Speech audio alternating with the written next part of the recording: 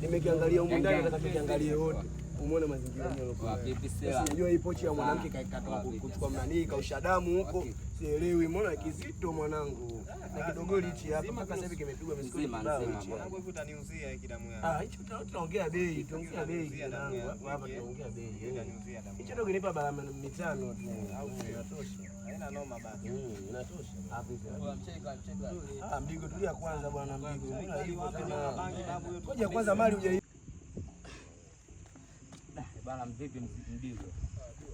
Saidia zidi askari wangu. Hiyo tutatoa wote kitu tutakuta. Si ndio? Sema kuna maneno mmoja jana akazingua kweli. Nani tena wewe? Si yule nani yule amuita si nani Maksube si nani yule. Yule dogo yule mweusi yule. Akikuwa kinoma askari wangu. Nini changamoto? Akikuwa kinoma. Au kimwona unamjua? Nikimwona mimi namjua. Una uhakika mwanetu? Kabisa. Sio kama hivyo, sio kama atokea afalikiaga ukasema si nini. Mwanangu sikufichi. Kazima nini? Mami mzima mwanangu. Kazima kabisa mwanangu. Mara jana na mnajua maisha ya kweli nitulia mida fulani ya saa 6 hivi. Umeona sasa. Nilikuwa nimebeba mke wa shehe na mke wa kwenye talawe. Unajua askari. Nakusikiliza mzee wangu. Mke wa kwenye talawe. Kuna pocha semedondoka bahati mbaya mwanangu. Wewe kawaje? Si Maksube yule si ndo nani? Nashangaa chap tu kai. Nani kachukua? Afu katembea. Sasa tunatafutia na lawama si rafiki yangu.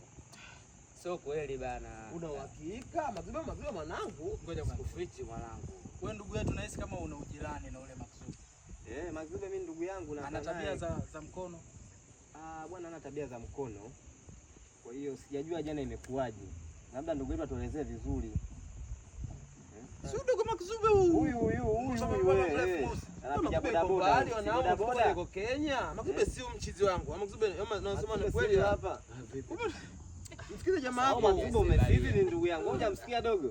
msikie wapi mwanangu kwa bana habari ya azingua mwanangu. Damu yangu tunazungumza huko tu hapa.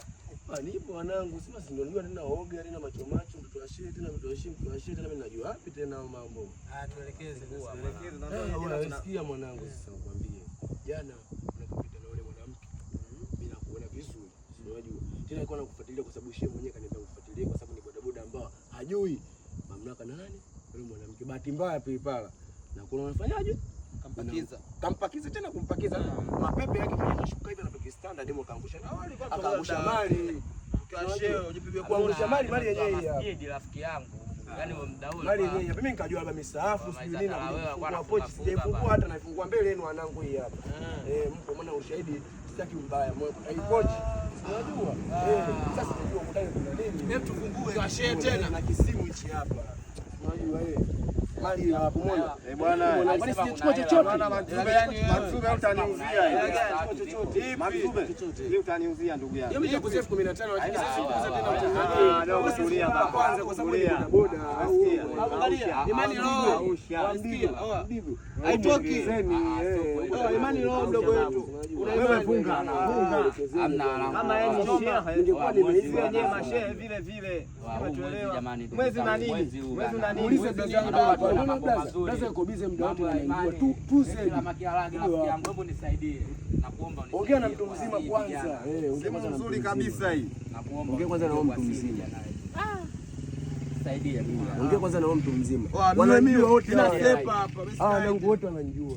Changanya mambo ya mashehe sio vizuri. Choma. Nimechoma. Unaenda hapo wewe Mdigo muulize mwenyewe Mdigo jana tumechanganya mambo mashehe. Mzee umechoma mzee. Umechoma mzee. Ondoke ni kizuri. Nimepasuka hapa nimepasukia hapa tu lami. Kwa nini anaondoka kwa ajili yake kaja kuharibu maskani huyo.